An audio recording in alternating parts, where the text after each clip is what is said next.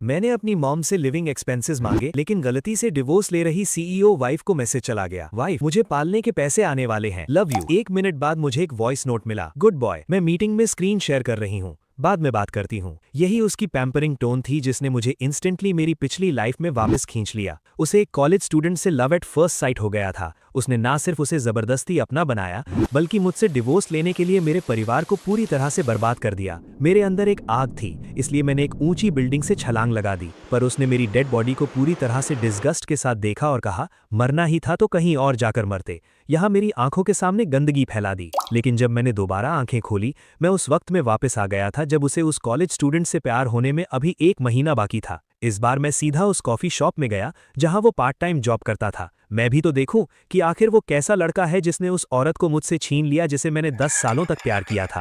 Sir, क्या आप refill चाहेंगे? ठीक उसी समय वो मेरे पास आया। उसके चेहरे पर एक बहुत ही प्यारी स्माइल थी और मैं उसे देखकर एकदम खो सा गया। शुक्र है कि मैं भी एक आदमी हूं, वरना मुझे सच में एक परवर्ट समझ लिया जाता। मैंने एक पोलाइट स्माइल दी और कहा, ठीक है, ब्लैक कॉफी ही ले आओ। जल्द ही एक कड़वी ब्लैक कॉफी मेरे सामने रख दी गई, लेकिन वो लड़का वहां से गया नहीं, बल्कि थोड़ा हेजिटेट करते हुए बोला, सर, आप पहले ही 2 कप पी चुके हैं। हालांकि ये एनर्जी देती है, लेकिन ये हेल्थ के लिए अच्छी नहीं है। वो लड़का बहुत ही काइंड और एक्सट्रोवर्ट था और उसकी आवाज़ एकदम साफ और मीठी थी। मैंने अपना ब्रीफकेस उठाया और खड़ा हो गया। ठीक है, बिल ले आओ। वो लड़का बहुत खुश हुआ कि मैंने उसकी बात मान ली और वो तुरंत बिल बनाने चला गया। सर, आपका टोटल बिल 87 रुपीज़ है। मैं चुपचाप खड़ा रहा, बिल पे किया और वहां से तेजी से निकल गया। पिछली लाइफ में बिना उससे मिले ही मैं पूरी तरह से हार गया था। उसकी इकलौती वीकनेस बस ये थी कि उसके और वेन वैन के स्टेटस में बहुत बड़ा डिफरेंस था। वापस जाते हुए रास्ते में मेरे असिस्टेंट शाओलू ने अचानक कहा, बॉस, आज आपकी और सीईओ वेन वैन की वेडिंग एनिवर्सरी है। मैं एक पल के लिए सोच में पड़ गया। वैन फैमिली में शादी करके घर जमाई बने हुए मुझे पूरे 5 साल हो गए थे। इस साल मैं 27 साल का था और वो 29 की। मैंने अपने माथे को सहलाते हुए कहा, मुझे पता है, लेकिन जब गाड़ी मेरे घर के बाहर रुकी तो मैंने देखा कि वेन वैन की गाड़ी भी वहीं खड़ी थी। वो सच में वापस आ गई थी। जो इंसान एक बार मर चुका हो, वो दोबारा अपने कातिल को देखकर कैसा रिएक्शन देगा। मुझे लगा था कि मैं उससे नफरत करूंगा, इस बात के लिए कि उसने मेरे परिवार को बर्बाद कर दिया और मुझे मरने पर मजबूर कर दिया। लेकिन अब जब मैं सच में उसे दोबारा देख रहा था तो मेरे अंदर वो नफरत नहीं थी, बल्कि एक अजीब सा सुकून था, क्योंकि पिछली लाइफ में मेरी जेलसी और जिद ने ही हमें एक दूसरे का दुश्मन बना दिया था। अब मैं बस उस दर्दनाक एंडिंग को बदलना चाहता था जो मैंने खुद अपने लिए चुनी थी। तुम वहां खड़े क्या कर रहे हो? वेन वैन लिविंग रूम में बैठी थी और उसने बहुत ही स्टाइल से अपनी सिगरेट एस्ट्रे में बुझाई। मैं जूते बदलने के लिए झुका, लेकिन नीचे उन महंगे और बोरिंग हर्मी स्लीपर्स को देखकर मुझे अचानक उनसे नफरत होने लगी। मुझे उस कॉफी शॉप वाले लड़के के एप्रन पर लगा कार्टून सुपरमैन बैज याद आ गया। अगले ही पल मैंने उन स्लीपर्स को एक तरफ फेंक दिया और नंगे पैर लिविंग रूम में चला गया। मुझे नंगे पैर आते देखकर वेन वैन ने फ्राउन किया और पूछा,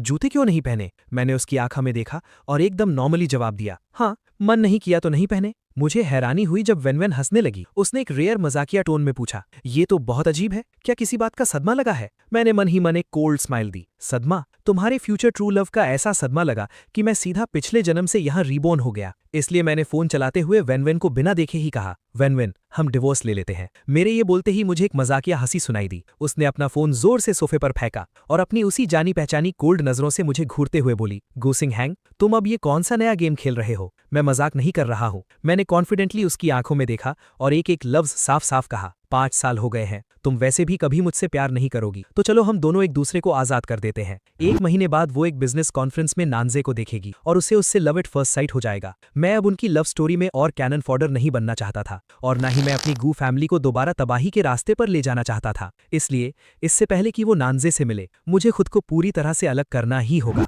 देखते ही देखते वेन वैन का चेहरा गुस्से से काला पड़ गया। उसका टेम्पर हमेशा से ही खराब था और अगर कोई उसे परेशान करता तो वो उसे बिल्कुल नहीं छोड़ती थी। उसने कहा, मैं वेन वैन अब दूसरों का खिलौना बन गई हूँ। वो अचानक से हंसने लगी, लेकिन उसकी आंखों में गुस्सा साफ दिख रहा था। 5 साल पहले घर जमाई बनने की जिद भी तुम्हारी थी और अब डिवोर्स भी तुम्हें ही चाहिए। गूसिंग हैंग, क्या तुम मेरे साथ कोई गेम खेल रहे हो? 5 साल पहले जब वेन वैन की दादी बहुत बीमार थी, तब उन्होंने उसे मुझसे शादी करने पर मजबूर किया था, जो उसके लिए एक बहुत बड़ी इंसल्ट थी। मैंने एक सैड स्माइल दी और कहा, क्या तुम सच में इस फेक शादी को आगे भी ऐसे ही चलाते रहना चाहती हो? फेक शादी? वेन वैन ने इन शब्दों पर गौर किया और अपने आईब्रोज उठाते हुए मॉकिंग टोन में कहा, ओ, तो तुम्हें अकेलापन फील हो रहा है? नहीं, बस मैं अभी सही शब्द ढूंढ ही रहा था कि वेन उठी और मुझे जोर से खींचकर अपने करीब कर लिया। तो तुम लोनली फील कर रहे हो? तुमने मुझे कांटेक्ट क्यों नहीं किया और अब सीधा डिवोर्स की बात कर रहे हो? इतने ब्रेव कैसे हो गए तुम? मेरा मतलब ये नहीं था। मैंने उसे एक्सप्लेन करने की कोशिश की, लेकिन वेन अचानक पीछे हट गई। उसे मुझमें कोई इंटरेस्ट नहीं था, वो बस मुझे परेशान करने के लिए ऐसा कर रही थी।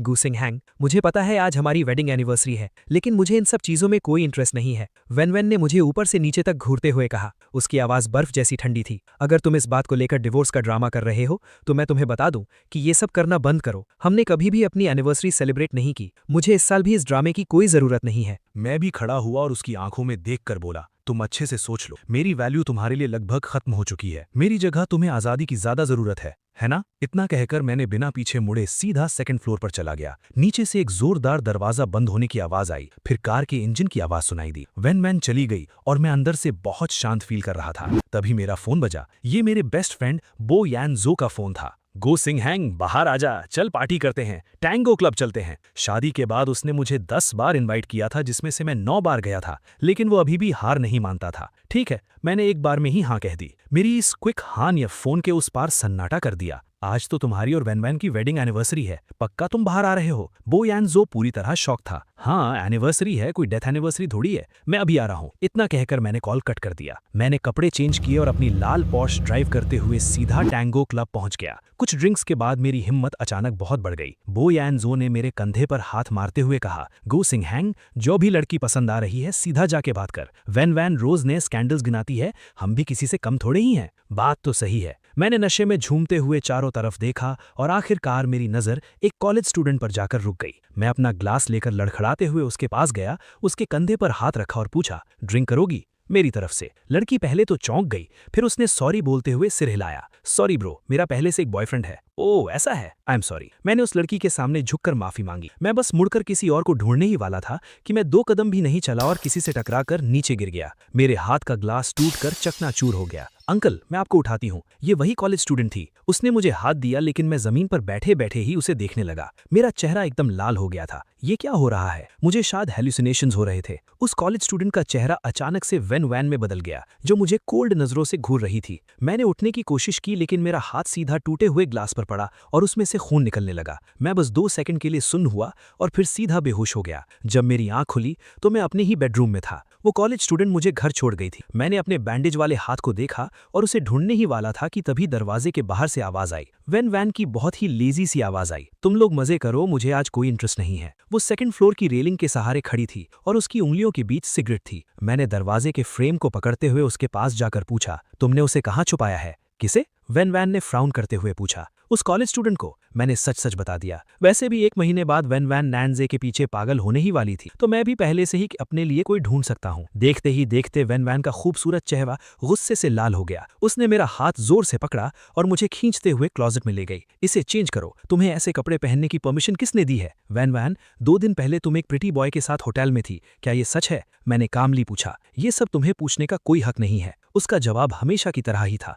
तो फिर तुम्हें भी मुझ पर हक जताने की कोई जरूरत नहीं है। अगर डिवोर्स नहीं लेना तो हम दोनों अपनी अपनी लाइफ जिएंगे। मैंने सीधा बोला, मुझे चीट करना चाहते हो? वैन वॉन ने कोल्ड स्माइल दी। गूसिंग हैंग, क्या तुम पागल हो गए हो? कोई गलत दवा खा ली है क्या? तो फिर मुझे डिवोर्स दे दो। मैंने फिर से वही बात बोली, सपने देखना बंद करो। वैन वॉन ने मेरा प्लान समझ लिया और फिर से अपने कोल्ड एटीट्यूड में वापस आ गई। मैं तुम्हें इस शादी के लिए जिंदगी भर पछतावा करवाऊंगी। तुम अपनी लाइफ जीना चाहते हो तो जियो। मैं पूरी तरह से शॉक था। मुझे नहीं पता था कि मुझसे जबरदस्ती शादी करने की वजह से वो मुझसे इतनी नफरत करती है। जब मेरा दिमाग सुन्न पड़ा था, तभी वैन वॉन ने अपनी आंखें सिकोड़ी और मुझे घूरते हुए बोली, क्या तुम गूसिंग हैंग के जुड़वा भाई हो? मैंने एक फेक हंसी के साथ कहा, तुम खुद ही गैस कर लो। उसने कोई जवाब नहीं दिया, बस मेरे कान के पास आई। अगर तुम सच में इतने लोनली हो और बाहर जाकर मजे करना चाहते हो तो किसी बास्टर्ड को घर मत ले आना। मैं उसे एक्सेप्ट नहीं करूंगी। ये बात किसी सुई की तरह मेरे दिल में चुभ गई। मैंने हाथ उठाया और सीधा उसके चेहरे पर एक जोरदार थप्पड़ मार दिया, जिससे मेरे हाथ में भी झंझनाहट होने लगी। थप्पड़ की वजह से वैन वॉन का चेहरा एक तरफ घूम गया। उसके गाल पर मेरी 5 उंगलियों के निशान साफ छप गए थे। उसने धीरे से अपना चेहरा घुमाया और मुझे ऐसे देखा जैसे वो मेरा खून पी जाएगी। मेरा हाथ कांप रहा था, डर से नहीं बल्कि मेरा वूंड फिर से खुल गया था और उसमें से खून बह रहा था। वैन वॉन ने मेरे हाथ को देखा और फिर बिना कुछ बोले मुड़कर चली गई। बस उसकी कोल्ड पीठ सीट ही मुझे दिखाई दे रही थी। उस थप्पड़ के बाद वैन वॉन फिर से गायब हो गई। वो गॉसिप न्यूज में, नाइट क्लब्स में, ऑफिस में, हर जगह थी, बस घर पर नहीं थी। मैं दिन गिन रहा था। अब बस आधा महीना ही बचा था जब वो और नैन्जे पहली बार मिलने वाले थे। इस दौरान मैं अक्सर उस कॉफी शॉप में जाता और नैन्जे नाम के उस आदमी को देखता। उसकी हर हरकत मेरी आंखों में छप सी गई थी। अगर मैं एक औरत होता तो मुझे भी उससे प्यार हो जाता। तभी एक कॉलीग ने उसे आवाज दी, नैन्जे, तुम्हारी गर्लफ्रेंड तुमसे मिलने आई है। ओ हाँ, उसकी एक गर्लफ्रेंड भी थी, एक बेचारी सी लड़की जो वैन वॉन के सामने कहीं नहीं टिकती थी। कॉफी शॉप का दरवाजा खुला और एक लड़की हाथ में टकोयाकी का बॉक्स लेकर अंदर आई। मैं उसे देखकर शॉक्ड रह गया। ये तो वही कॉलेज स्टूडेंट लिली थी। तुम यहाँ कैसे? नैन्जे एक छोटे पपी की तरह खुशी से अपनी मालकिन के पास खाना लेने पहुंच गया। तुम्हारे लिए टकोयाकी लाई हूँ। जब वो कॉलेज स्टूडेंट हंसी तो उसकी आंखें चांद की तरह सिकुड़ गईं, बिल्कुल नैन्जे जैसी। इसे कहते हैं कपल गोल्स। लेकिन आखिरकार वैन वॉन ने इन दोनों को बुरी तरह से अलग कर दिया था। क्या पाप था। मैं कोने में सिर झुकाकर बैठा रहा। मुझे डर था कि कहीं वो मुझे पहचान न ले कि मैं वही आदमी हूं जो क्लब में उससे फ्लर्ट कर रहा था। जब वो चली गई तब मैंने जल्दी से बिल पे किया और निकल गया। बॉस, शाओलू मुझे देखकर हमेशा यही कहता था, घर चले। मैं पूरी तरह से थक चुका था और पीछे वाली सीट पर टिक कर बैठ गया। ये कैसी लाइफ मिली है मुझे? यहाँ तो रिश्ते और भी ज्यादा कॉम्प्लिकेटेड हो गए हैं। अभी गाड़ी 100 मीटर्स भी आगे नहीं गई थी कि मैंने अचानक कहा, शाओलू, मैं ड्राइव करूंगा। मैंने स्टीयरिंग व्हील को कसकर पकड़ा। मेरी नजरें चारों तरफ थीं और जैसा मैंने सोचा था, मैंने आगे वाले चौराहे पर उस कॉलेज स्टूडेंट को देख लिया। मैंने सही मौका देखा और एक्सीलरेटर दबा दिया और सक्सेसफुली उसे टक्कर मारकर नीचे गिरा दिया। I am sorry. मैं घबराकर जल्दी से गाड़ी से उतरा और उसे उठाने लगा। मैंने देखा कि उसके पैर से बहुत खून बह रहा था। उसे काफी चोट आई थी। अंकल, उस कॉलेज स्टूडेंट ने दर्द सहते हुए हैरानी से कहा। मैंने तुरंत शाओलू को ऑर्डर दिया कि इसे हॉस्पिटल ले चलो। इस कॉलेज स्टूडेंट का नाम लिली था, 21 साल की स्टूडेंट।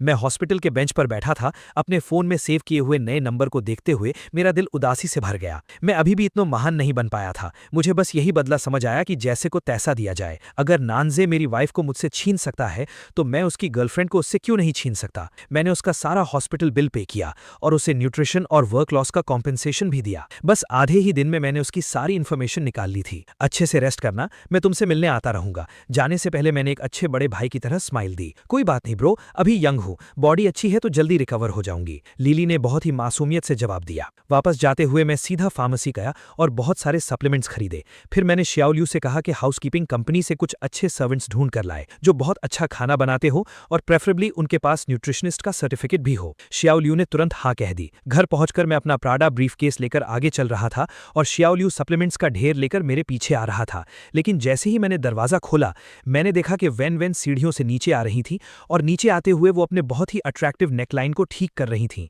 मैंने तुरंत शाओलू को वहां से जाने का इशारा किया। 1 घंटे बाद एक पार्टी है, तुम्हारे पेरेंट्स भी वहां आ रहे हैं, तैयार हो जाओ और मेरे साथ चलो। वैन ने उन सप्लीमेंट्स की तरफ भी देखा नहीं, बस मुझे एक बोरिंग टोन में ऑर्डर दिया। वो मुझे कभी भी किसी इवेंट में अपने साथ नहीं ले जाती थी, सिवाय तब जब मैं उसके किसी काम आ सकूं। ठीक है, मैं खड़ा हुआ और सेकंड फ्लोर पर कपड़े चेंज करने चला गया। इस आधे महीने में मैंने अपना सारा वार्डरोब बदल दिया था। मैंने एक वाइन रेड कलर का स्लिम फिट सूट सिलेक्ट किया जिसका नेकलाइन थोड़ा डीप था ताकि कॉलर बोन दिखे, और साथ में डायमंड जड़ी हुई वॉच और ब्रोच भी पहना। स्पॉटलाइट के नीचे तो ये किसी की भी आंखें चकाचौंध कर सकता था। पहले मैं जितना सिंपल रहता था, अब मैं उतना ही फ्लैशी बन गया था। वैन नीचे मेरा वेट कर रही थी और फोन पर बात कर रही थी। उसने मेरे नीचे आने की आवाज सुनी लेकिन कोई रिएक्शन नहीं दिया। उसने मुझे मुड़कर देखा तक नहीं। मुझे भी कोई फर्क नहीं पड़ा। मैं सीधा गाड़ी में जाकर बैठ गया। कुछ मिनट्स बाद वैन बाहर आई। गाड़ी में बैठने से लेकर चलने तक उसकी नजर 1 सेकंड के लिए भी मुझ पर नहीं पड़ी। रास्ते में हमने आपस में एक शब्द भी बात नहीं की। वो गाड़ी चला रही थी और मैं अपना फोन चला रहा था। मैंने लिली को वीचैट पर ऐड कर लिया था और उसका हालचाल पूछने लगा। लिली, क्या तुम्हें हॉस्पिटल का खाना पसंद नहीं आ रहा? तुम्हारा ब्रो तुम्हारे लिए खाना भेज देगा। नहीं ब्रो, मुझे आदत है। मैं कल तुमसे मिलने आऊंगा और तुम्हारे लिए कुछ सप्लीमेंट्स भी लाऊंगा। शर्माना मत, कुछ भी चाहिए हो तो सीधा बता देना। अगर वैन नान्जे के सामने एक रिच, ब्यूटीफुल और टॉल औरत थी तो मैं भी लिली के सामने एक टॉल, रिच और हैंडसम लड़का बनूंगा। देखा जाए तो हम दोनों बराबरी पर ही थे। मेरे दिल को ये सोचकर ही सुकून मिल गया। तभी आगे रेड लाइट आई और गाड़ी रुकी। आखिरकार वैन ने अपनी गर्दन घुमाई और मुझे साइड से देखा। उसने बड़ी देर बाद नोटिस किया कि मैं आज कुछ अलग लग रहा हूँ, लेकिन उसके मुंह से फिर भी कुछ अच्छा नहीं निकला। ये सूट तुम्हारे ऊपर पूरी तरह से वेस्ट है, जैसा मैंने सोचा था। टीवी सीरियल्स में जो हीरो हीरोइन को इम्प्रेस करता है वो सब फेक होता है। मैंने अपना फोन रखा और अपना चेस्ट थोड़ा आगे करते हुए पूछा, क्या सच में मेरे एब्स नहीं दिख रहे? मैंने आज स्पेशल पैडेड इनर्स पहने थे। मेरी इस बोल्ड हरकत से वैन का चेहरा फिर से गुस्से से भर गया। उसने कोल्डली कहा, गोसिंग हैंग, क्या तुम तमीज में नहीं रह सकते? क्यों?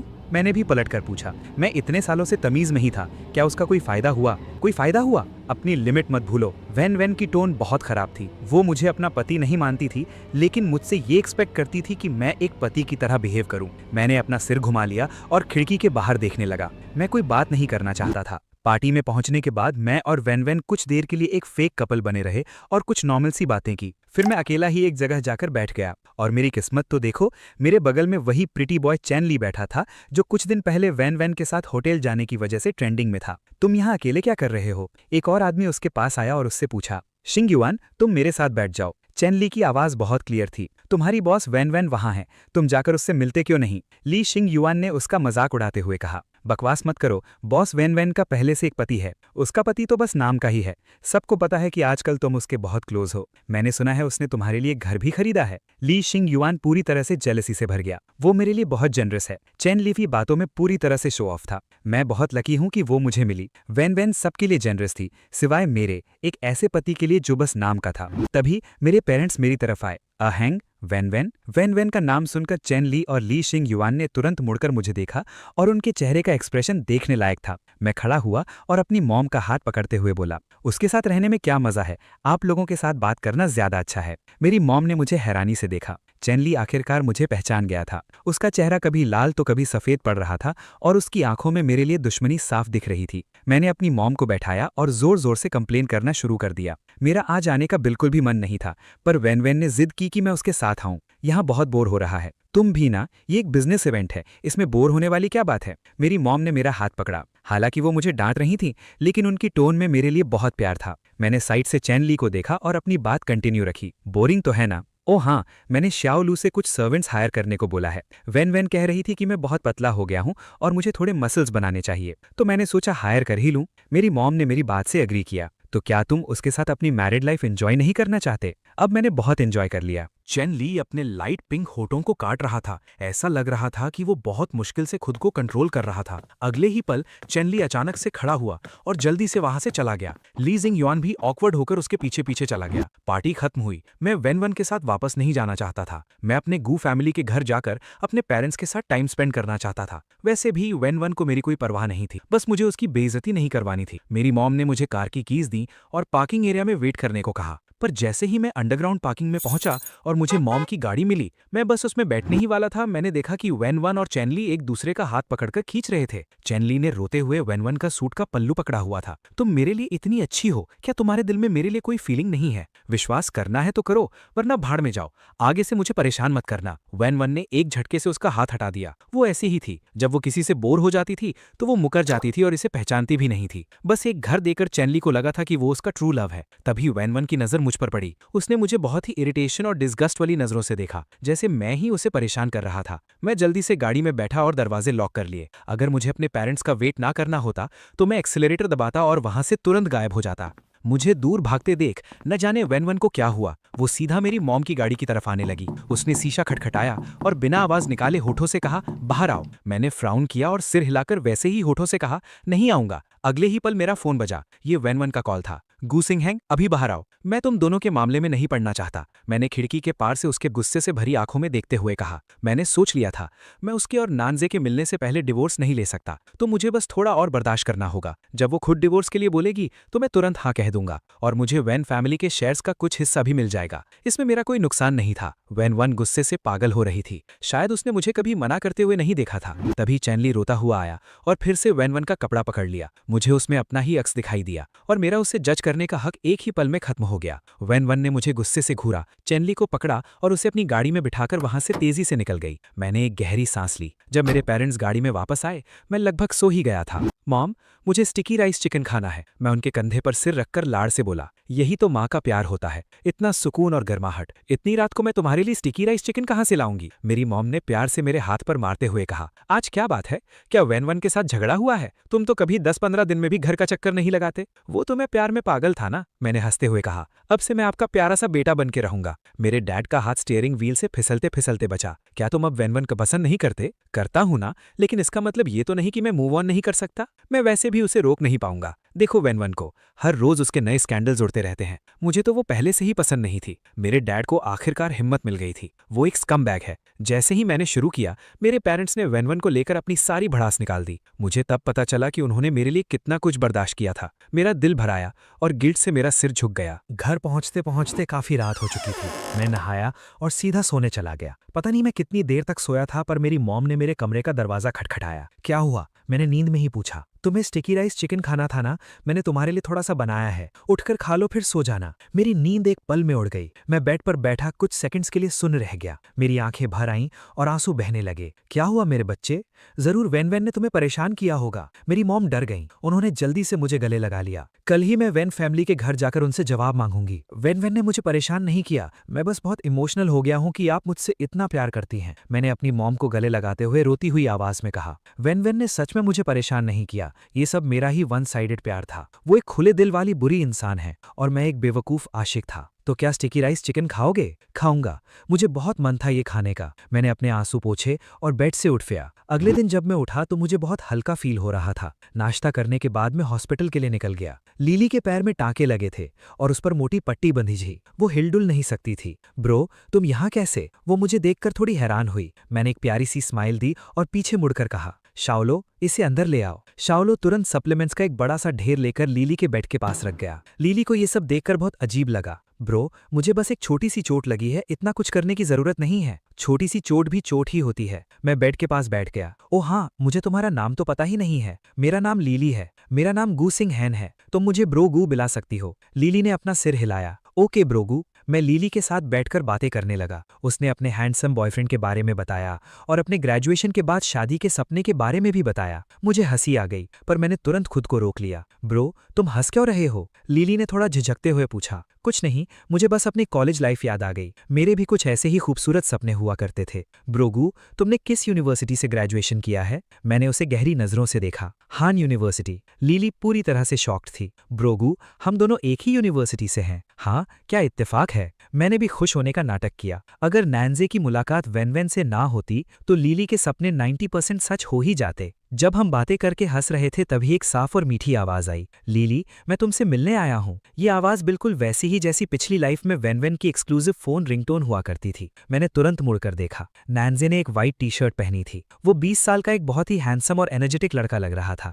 उसकी इस यंग एनर्जी को देखकर मुझे अंदर ही अंदर जलन होने लगी। जब मैं 20 साल का था तब तक मैं वेन से 3 साल से एक तरफा प्यार कर रहा था। ऐसा क्यों है कि उसी उम्र में नैन्जे को वेन का जुनून मिल गया और मुझे बस रात रात भर जागकर तड़पना पड़ा। अगर मुझे पता होता कि तुम आओगे तो मैं तुम्हें बताती ही नहीं, तुम्हें फालतू में टेंशन दी। लीली ने नैन्जे को देखकर खुशी से कहा। क्या तुम पागल हो? तुम्हें चोट लगी है और तुम मुझे बताना नहीं चाहती थी। नैन्जे हाथ में फ्रूट्स लेकर उसके पास आया। मैं खड़ा हुआ और वहां रखी इकलौती कुर्सी नैन्जे को दे दी। मैं बहुत शांत था क्योंकि आगे चलकर मुझे वेन को भी उसे ही देना था, तो एक कुर्सी देना कौन सी बड़ी बात थी। ब्रो, तुम? नैन्जे ने अचानक मुझे पहचान लिया और हैरानी से पूछा, तुम यहाँ कैसे? क्योंकि मैंने तुम्हारी प्यारी सी गर्लफ्रेंड को टक्कर मार दी थी। मैंने एक ऑकवर्ड स्माइल दी। नैन्जे ने मुझे देखा, फिर लीली को देखा और मुझे ब्लेम करने के बजाय हंसने लगा। क्या इत्तेफाक है लिली, ये ब्रो अक्सर हमारे कैफे में कॉफी पीने आते हैं। ये बहुत अच्छे इंसान है। पक्का तुमसे गलती से ही टकरा गए होंगे। उसकी इस समझदारी ने मुझे एकदम स्पीचलेस कर दिया था। अगर कोई और होता तो शायद वो गलती होती, पर मैं नहीं। मैंने तो सही मौका देखकर उसे टक्कर मारी थी। मुझे पता है ब्रोगू, आपने जानबूझकर तो नहीं किया होगा और ऊपर से आपने मुझे इतने सारे एक्स्ट्रा पैसे भी दे दिए। मुझे खुद शर्म आ रही है। लीली ने अपना सिर खुजाते हुए कहा। नहीं, ऐसा नहीं हो सकता। नैन्जी ने तुरंत अपना फोन निकाला। ब्रोगू, अपना QR कोड दो, मैं तुम्हें एक्स्ट्रा पैसे वापस कर देता हूं। उसका ये एटीट्यूड, ना किसी के सामने झुकना और ना ही पैसों का लालच करना, शायद यही वो चीजें थी जिन्होंने वेन को उसकी तरफ अट्रैक्ट किया था। मैंने इतने ब्रांडेड कपड़े पहने थे लेकिन उसके सामने मैं बिल्कुल सस्ता लग रहा था। वापस करने की कोई जरूरत नहीं है। लीली के पैर पर चोट का निशान रह जाएगा, ये पैसे उसी के लिए हैं। तुम लोग बात करो, मुझे कुछ काम है तो मैं चलता हूँ। इतना कहकर मैं मुड़ा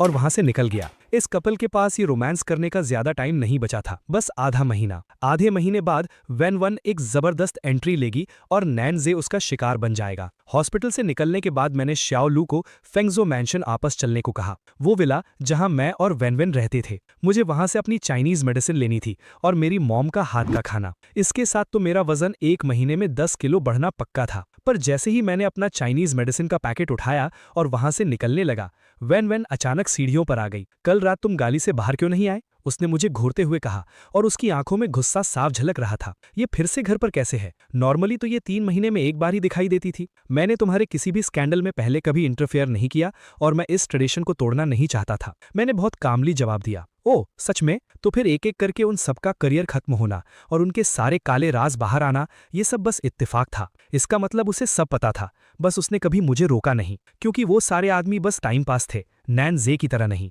पिछली लाइफ में जब मैं वैन वैन से बस एक बार मिलने के लिए तरस रहा था तो वो एक गुस्से में भरी शेरनी की तरह मुझ पर टूट पड़ी थी। मैं इस बात से इनकार नहीं करूंगा, तुमने उन सबको बहुत सारे पैसे और रिसोर्सेज दिए थे, तो वो सब हमारी जॉइंट प्रॉपर्टी हुई। तो अगर मैंने उसमें से कुछ वापस ले भी लिया तो ये नॉर्मल सी बात है। तो फिर कल रात चैनली के साथ क्या हुआ? वैन वैन नीचे आई और बिल्कुल मेरे सामने आकर खड़ी हो गई। उसकी बॉडी लैंग्वेज बहुत थ्रेटनिंग थी। मैंने उसे एक घर दिया था जिसका आधा हिस्सा तुम्हारा है, तो तुमने वो घर उसके मुंह पर ही वापस क्यों नहीं मांग लिया? क्या वैन वैन पागल हो गई है?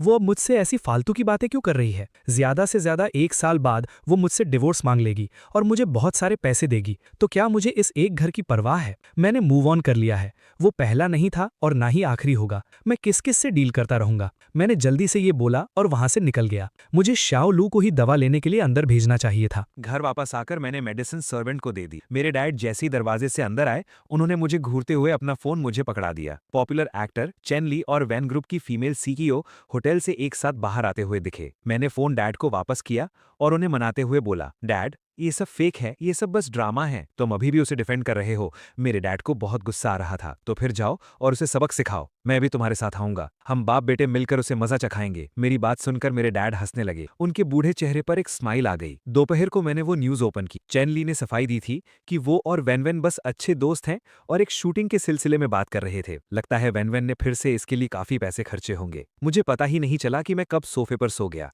फिर अचानक बो यानजू का कॉल आया। गुसिंग हैंग जल्दी आजा ड्रिंक करने, यहाँ बहुत अच्छी लड़कियां हैं। बो यानजू ने फोन पर चिल्लाते हुए कहा, ऐसी लड़कियां जो दुनिया में कहीं नहीं मिलेंगी, तू जल्दी आ। जब से इन्हें पता चला था कि मैं वैन वैन को डिवोर्स देने वाला हूं, ये सब बारी बारी से मुझे इनवाइट कर रहे थे।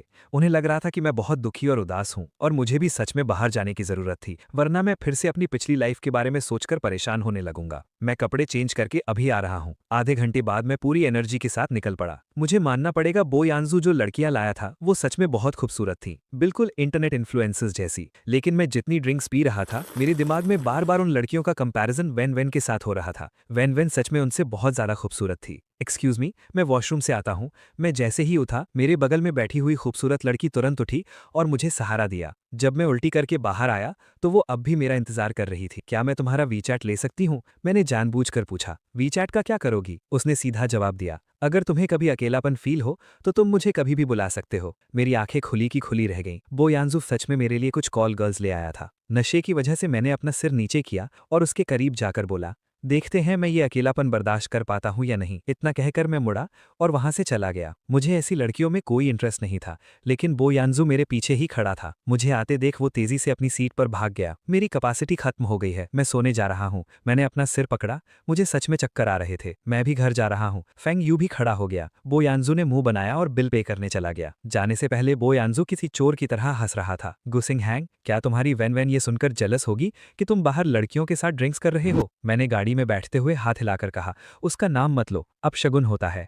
जब मैं अपने घर के पास पहुंचने ही वाला था, अचानक से एक जोरदार ब्रेक लगी और मेरी नींद उड़ गई। शाओलू, ये क्या कर रहे हो? बॉस, वो सीईओ वैन की कार है। शाओलू ने रास्ते के बीच में खड़ी बुगाटी की तरफ इशारा किया। वैन वैन यहाँ कैसे आई? मैंने शाओलू को गाड़ी घर ले जाने को बोला और सोचा कि मैं पैदल चला जाऊंगा, लेकिन वैन वैन अपनी गाड़ी से बाहर आई और मेरा रास्ता रोक लिया। वो बहुत गुस्से में लग रही थी। उसकी आंखों में गुस्सा साफ दिख रहा था। यहाँ आओ, मुझे एक्सप्लेन करो कि ये सब क्या है। उसने अपना वीचैट मोमेंट्स खोला और उसमें साफ साफ मेरी और उस लड़की की वॉशरूम के बाहर की फोटो थी, जिसमें मैं उसके बहुत करीब था और फोटो देखकर लग रहा था कि हम कुछ ज्यादा ही क्लोज हैं। और ऊपर से बो यानजू का कैप्शन, दुनिया में लड़कियों की कोई कमी थोड़े ही है। मेरे भाई गू सिंग हैंग ने आखिरकार मूव ऑन कर लिया। मेरे मुंह से अचानक हंसी निकल गई। कैप्शन तो बहुत अच्छा लिखा है। गू सिंग हैंग, वैन वैन ने दांत पीसते हुए कहा, क्या तुमने नहीं कहा था कि हम अपनी अपनी लाइफ जी सकते हैं? तो अब तुम मुझसे पूछताछ करने क्यों आ गई? वैन वैन ने एक कोल्ड स्माइल दी। हाँ, हम अपनी लाइफ जी सकते हैं, पर तुम्हें इसे पोस्ट करने के लिए किसने कहा? मैं तो भूल ही गया था कि बो यानजू के वीचैट मोमेंट्स वैन वैन के फ्रेंड्स भी देख सकते थे।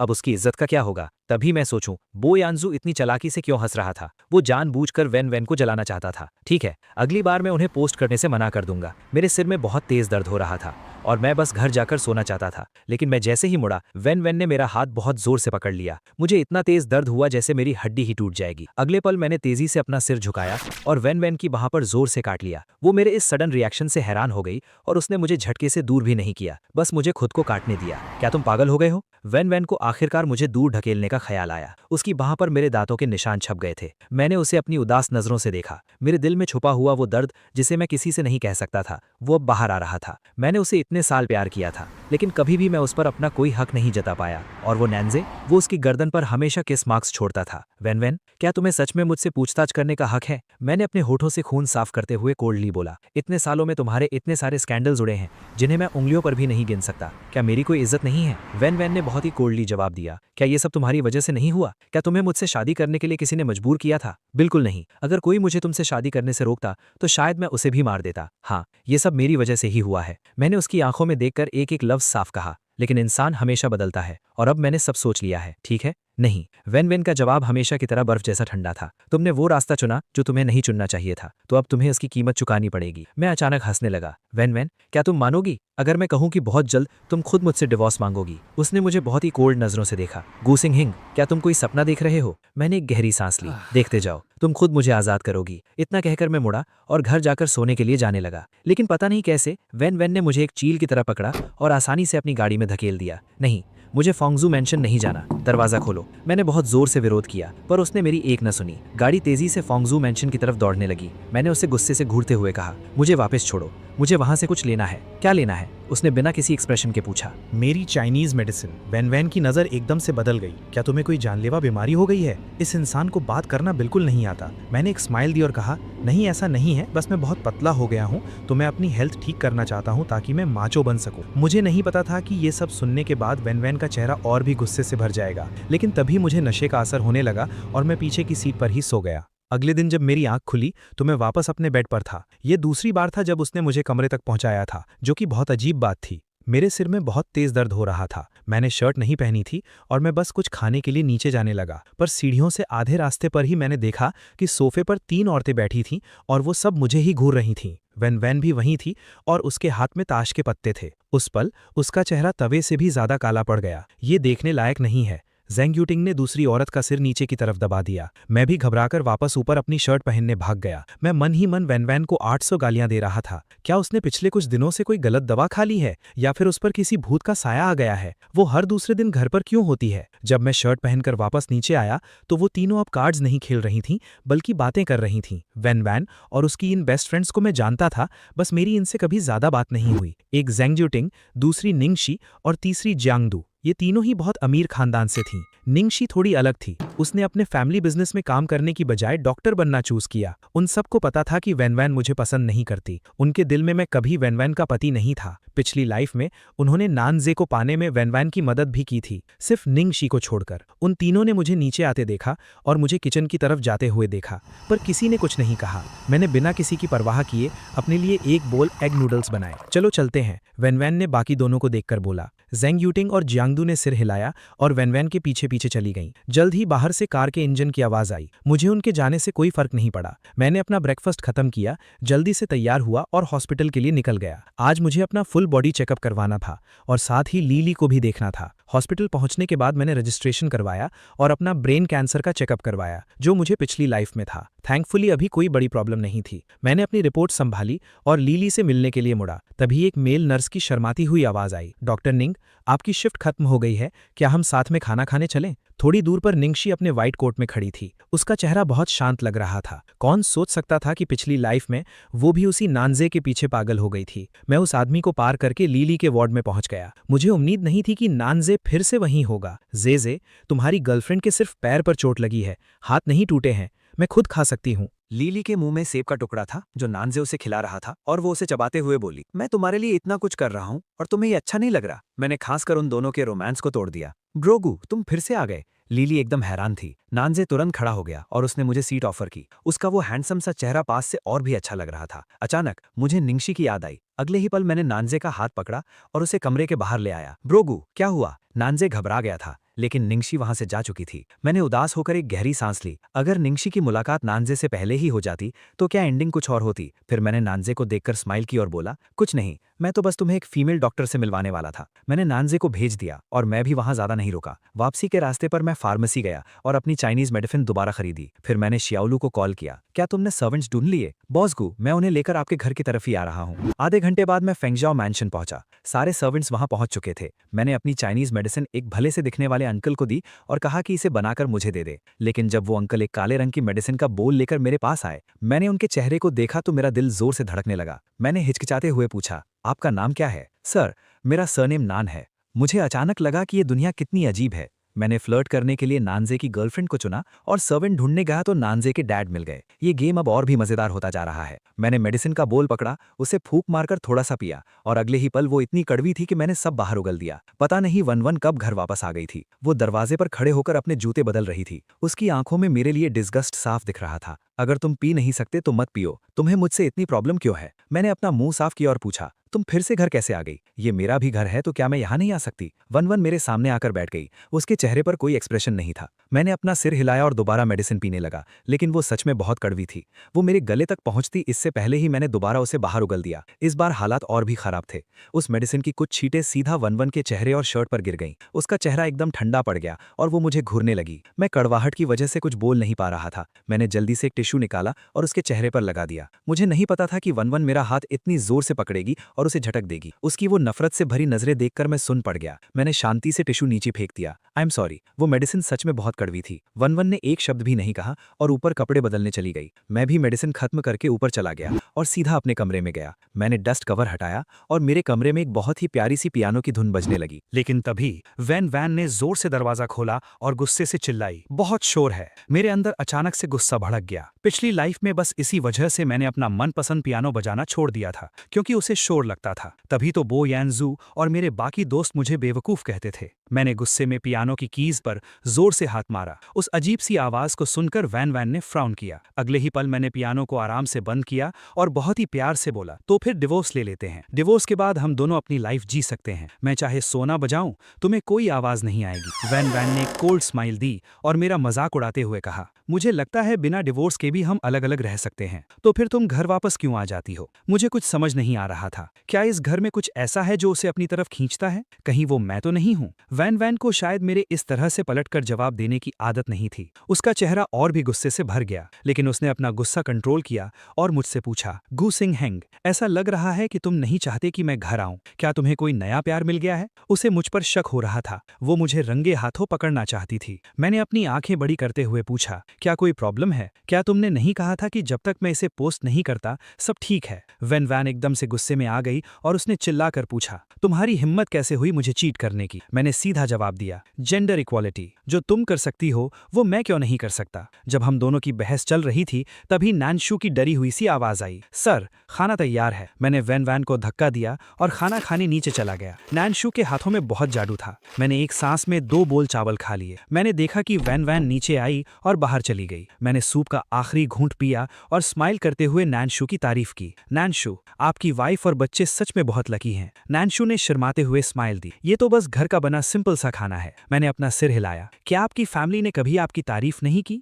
मेरे बेटे को भी मेरे हाथ का बना खाना बहुत पसंद है। वो अक्सर मुझसे कहता है कि मैं एक छोटा सा रेस्टोरेंट खोल लूं। अपने बेटे की बात करते हुए नानशू की आंखों में बहुत प्यार था। मेरी स्माइल थोड़ी सी कम हो गई। पिछली लाइफ में जब मैं मरने से पहले एक आखिरी बार वैन से मिलना चाहता था तो मेरे डैड ने मुझे बताया था कि वो अपने फ्यूचर फादर इन लॉ के नए रेस्टोरेंट की ओपनिंग रिबन काटने गई थी। वो रेस्टोरेंट एच सिटी के टॉप 3 रेस्टोरेंट्स में से एक था। नानशू ने बहुत ही हम्बल तरीके से जवाब दिया, हम तीनों तो बस आम लोग हैं, हमारी किस्मत इतनी अच्छी। कहा। मैंने बहुत गहराई से कहा, नानशू, जब किस्मत बदलती है तो कोई नहीं रोक सकता। क्या पता आपके बेटे की किसी बहुत अच्छी जगह शादी हो जाए। मैं सच में उसे बताना चाहता था कि आप तीनों की किस्मत बस आधे महीने में चमकने वाली है, लेकिन मैंने खुद को रोक लिया। नैनजे की फैमिली के लोग बुरे नहीं थे, ये मैं मानता हूँ, लेकिन जब वो सब खुशियां मना रहे थे तब मैं, उसका असली पति, सबसे दर्दनाक चीजें बर्दाश्त कर रहा था। नहाने के बाद मैं बेड पर लेटा और अपना फोन चलाने लगा। मुझे वैन की न्यूज दिखी कि वो बार में लड़कों के साथ मजे कर रही थी। कमेंट सेक्शन में सब लोग मजाक उड़ा रहे थे। उसका पति सच में बहुत बर्दाश्त करता है। मैं तो उसे निंजा टर्टल बुलाऊंगा। मैं हंसा और इग्नोर करके सोने की तैयारी करने लगा। तभी अचानक फेंग यू का कॉल आया। उसकी आवाज इतनी घबराई हुई थी कि मैं डर गया। गुसिंग हैंग, जल्दी आजा, बहुत बड़ी प्रॉब्लम हो गई है। मैं अंदर से घबरा गया। क्या हुआ? बोयान जोहू और वैन वैन की लड़ाई हो गई है, तो जल्दी आ। उसी वक्त मेरे फोन पर एड्रेस आ गया। जल्दी आ। फेंग यू ने चिल्लाकर कॉल कट कर दी। मुझे कुछ समझ नहीं आ रहा था। बोयान जोहू और वैन वैन की लड़ाई कैसे हो सकती है? मेरे पास सोचने का टाइम नहीं था।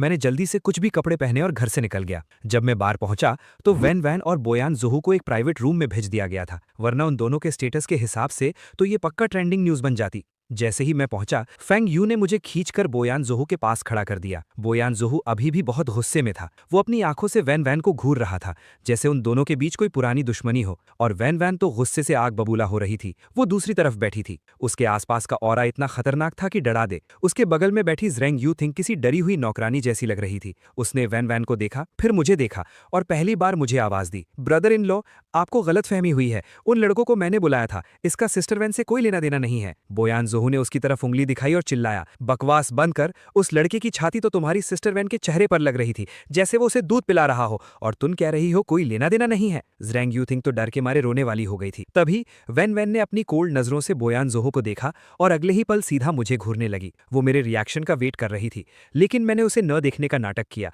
और बोयान जोहू की पीठ थपथपाई। यान जोहू, कोई बात नहीं, पक्का तुमने कुछ गलतफहमी पाल ली है। वैन वैन की चॉइस इतनी खराब नहीं है। उसे बड़े सीने वाले लड़के पसंद नहीं है। एक ही पल में पूरे रूम में सन्नाटा छा गया। बोयान जोहू और फेंग यू ने एक दूसरे को देखा और फिर हैरानी से मुझे देखा। क्या तू सच बोल रहा है? उन दोनों को पता था कि हम डिवोर्स लेने वाले हैं, लेकिन उन्हें यह नहीं पता था कि मैं इतना शांत रह सकता हूं। मैंने जिसे 10 सालों तक प्यार किया था, आज मैं उसी के लिए एकदम शांत महसूस कर रहा था। हाँ बिल्कुल, मैं सच बोल रहा हूं। मैंने दोनों का हाथ पकड़ा और बाहर ले आया। चलो ड्रिंक्स करते हैं, मेरी तरफ से। शुरू से लेकर आखिर तक मेरी नजर एक बार भी वैन वैन पर नहीं पड़ी। एक सेकंड के लिए तो ज़रेंग यू थिंग भी हैरान रह गई। उसने हैरानी से कहा, sister Wan, brother in law. वो अपनी बात पूरी करती कि तभी वैन वैन ने बीच में टोक दिया, कैसा ब्रदर इन लॉ? क्या वो इस लायक भी है? उसकी ठंडी और चुभने वाली आवाज रूम का दरवाजा बंद होते ही मेरे कानों में गूंज गई। मेरे दिल में सुई जैसी चुभन हुई। थोड़ा दर्द हुआ, लेकिन मैंने उसे बर्दाश्त कर लिया। मैं लायक नहीं हूं ना? ये ब्रदर इन लॉ का टाइटल नानज़ह के लिए ही बचा कर रखो। उसके बाद हमने एक जगह ढूंढी और पीने बैठ गए। बोयान जोहू को अभी भी विश्वास नहीं हो रहा था। उसने मुझसे बार बार पूछा, गुसिंग हैंग, क्या तू सच में उसे भूल चुका है? मैंने जोर से सिर हिलाया। इस बार मैं पूरी तरह से श्योर हूं। बोयान जोहू ने सीधा अपना ग्लास उठाया। मुझे तेरी इसी हिम्मत की दाद देनी पड़ेगी। 10 साल का प्यार और तूने एक झटके में छोड़ दिया। इतना कहकर उसने एक ही बार में सारी ड्रिंक पी ली। फेंग यू ने भी अपना ग्लास उठाया। गुसिंग हैंग, तू सच में मर्द है। हे दोस्तों, इस वीडियो को देखने के लिए आपका बहुत बहुत शुक्रिया। प्लीज इस वीडियो को लाइक और शेयर जरूर करें। तो प्लीज इस वीडियो को अपना पूरा सपोर्ट दें और ऐसी ही नई नई स्टोरीज के लिए चैनल को अभी सब्सक्राइब कर लें। मिलते हैं अगले वीडियो में।